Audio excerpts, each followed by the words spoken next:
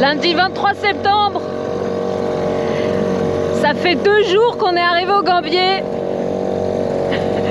À Rikitea, on est devant l'île de Mangareva, l'île principale.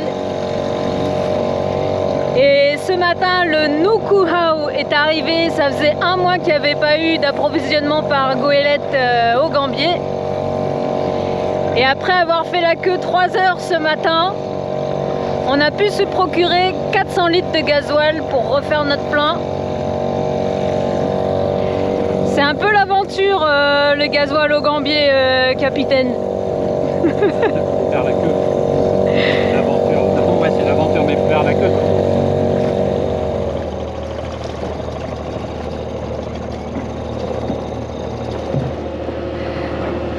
Donc le pompiste du bateau nous a prêté 2 fûts de 200 litres. Charge à nous de les remplir dans nos bidons de 20 litres. On en a 4. Motivé.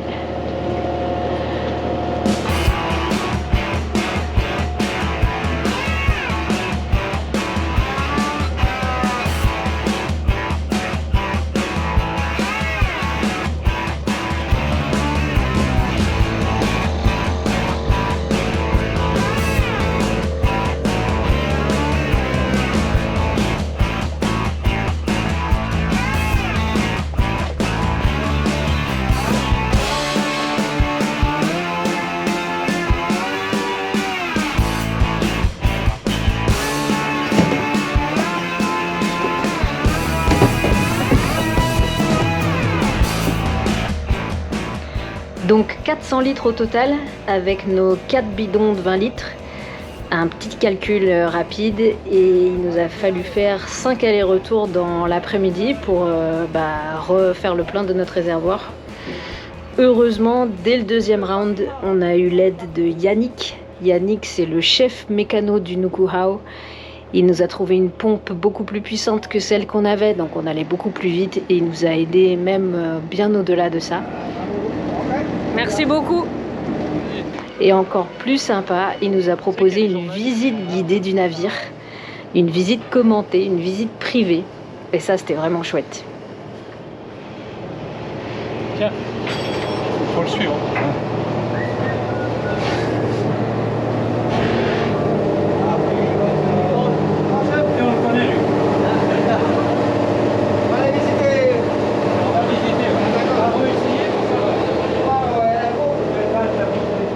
Le Nukuhau, c'est un navire qui a 45 ans. Il est de 1979.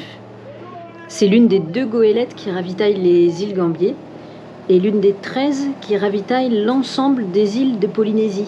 En tout, il y en a 117 et plus de la moitié sont habitées. Yannick nous a expliqué un peu comment ça se passe à bord. Les rotations durent 3 semaines, donc ils partent de Papeete et ils passent 21 jours en mer. Cette fois-ci, c'était 21 jours.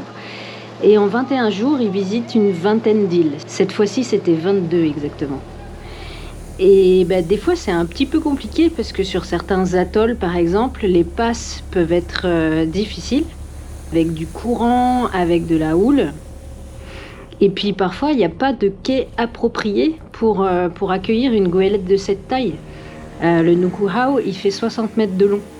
Donc dans ces cas-là, il reste au mouillage et les gars doivent débarquer barges, baleinières, parfois le gasoil en vrac et ravitailler les habitants comme ça. Mais ça va, il est un peu équipé. Avant, on naviguait qu'avec un GPS. Ah ouais. Quand j'ai commencé ici, 2003, juste avec un GPS. Il n'y a pas de traceur, il n'y a rien. Et c'est toujours le même capitaine hein, jusqu'à maintenant. C'est toujours le même capitaine. Ouais, celui ici, l'élévateur là. Si on le voit, je vais vous le présenter.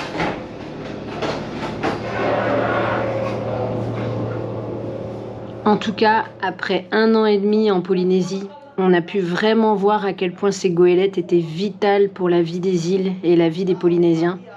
On l'avait vu aux Marquises, on l'a vu au Tuamotu, on le revoit ici clairement au Gambier.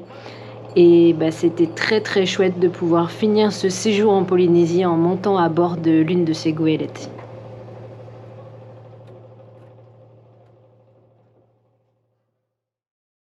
Oui, je disais que moi je serais OK pour pour changer de mouillage.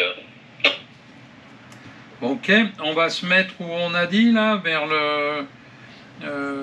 la barrière là, sur notre gauche en partant.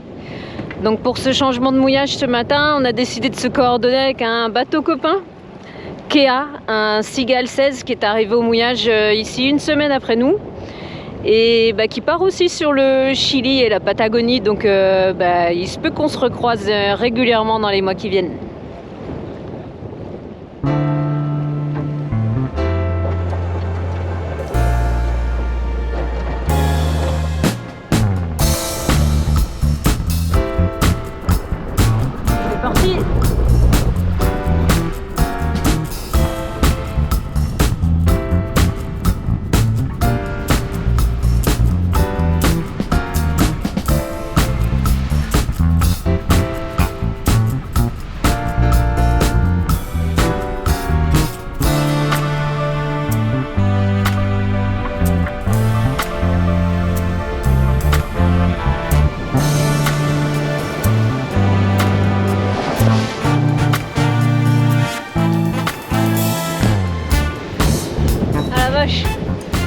Je reviens à l'arrière, je me fais tremper.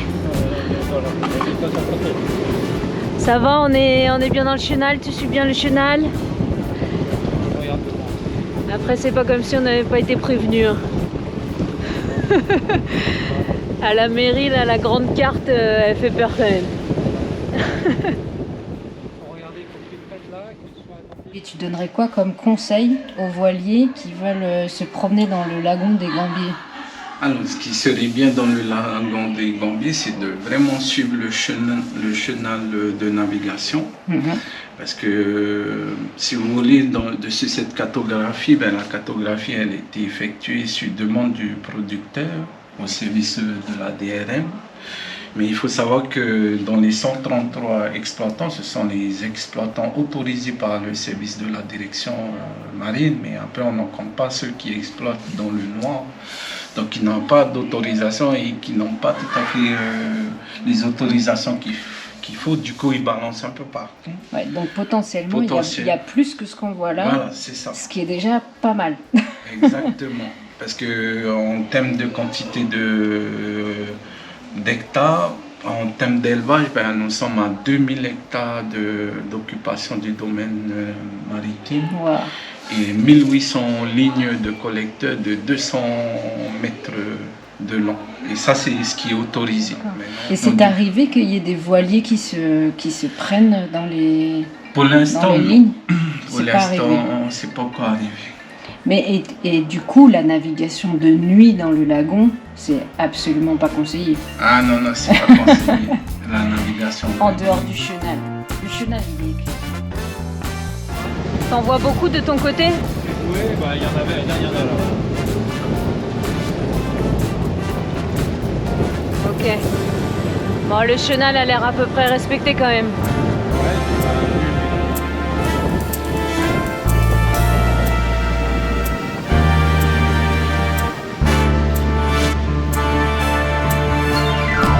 Bon ben, 20 nœuds de vent quand même pour cette petite nave dans le lagon. Le capitaine a sorti son ciré jaune. Non, il y a plus de 20 nœuds, il n'y a pas de ça. Ça, c'est le vent. Ah si, c'est le vent vrai.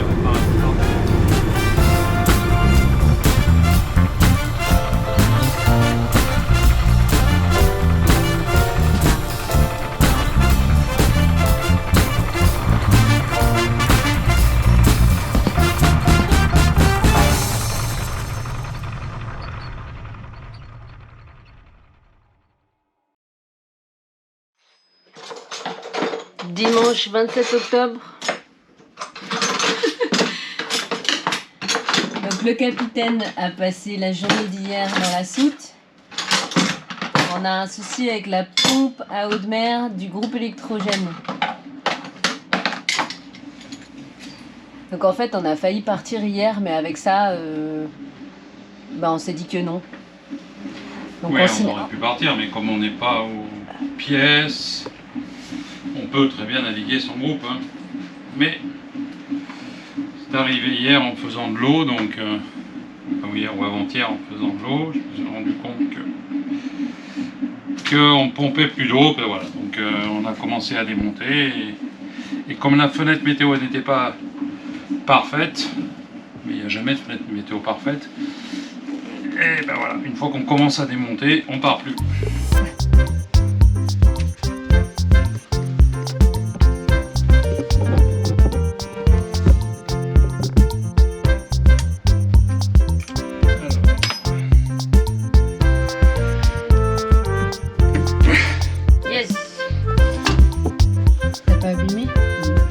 J'en ai d'autres, mais pas abîmé. Mais bon.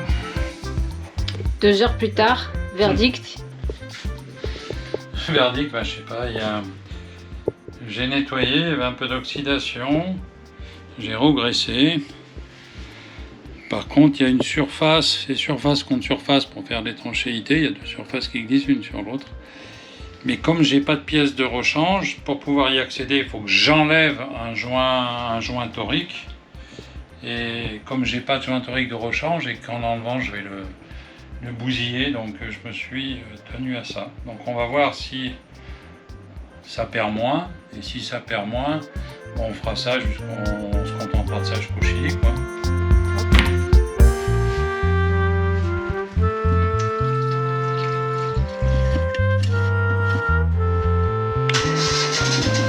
C'est arrivé? Oui. Oh la vache! L'eau arrive! Yes! Donc ça y est, la pompe pompe à nouveau. Donc on va pouvoir regarder à nouveau la météo. On pensait partir hier, donc on est fin prêt. On a fait l'approvisionnement de frais.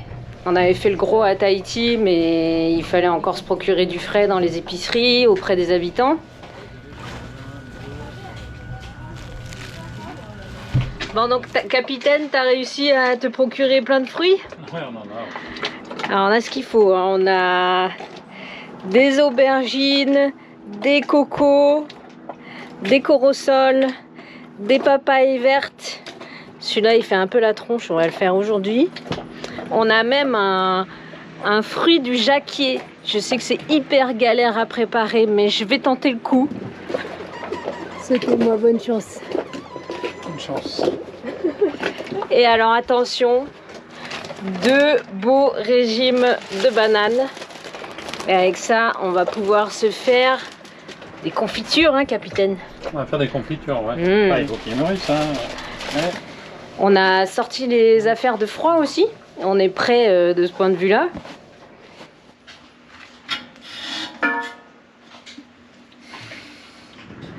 Ça fume! Yes! C'est bon, on est prêt. On peut partir.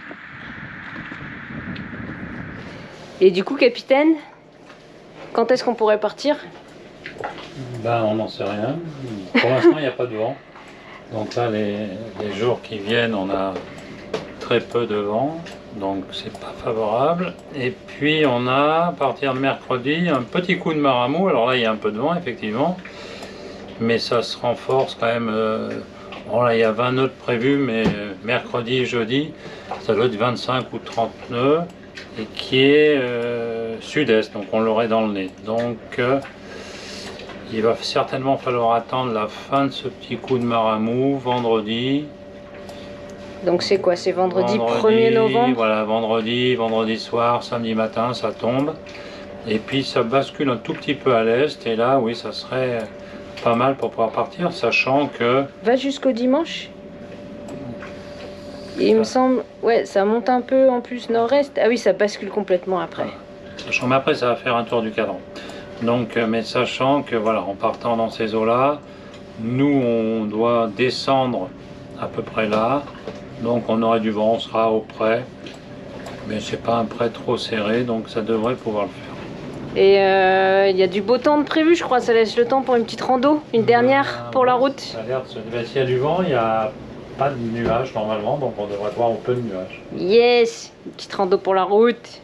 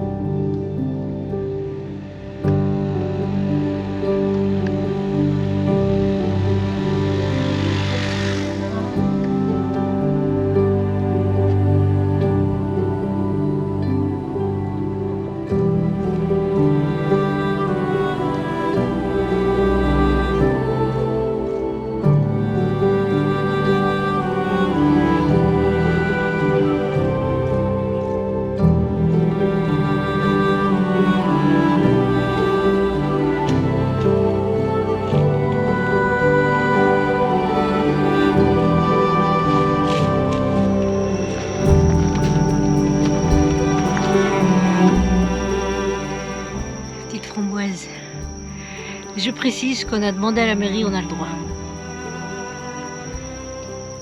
Il y en a plein.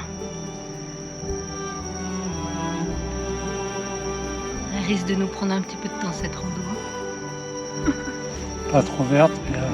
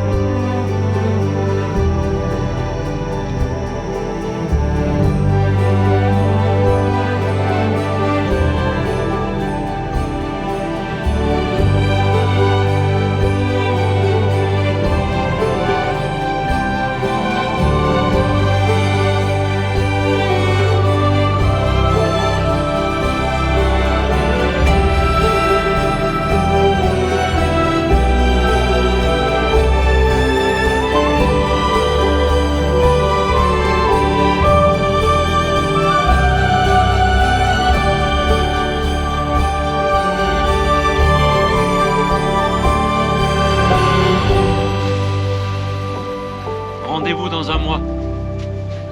Au Chili.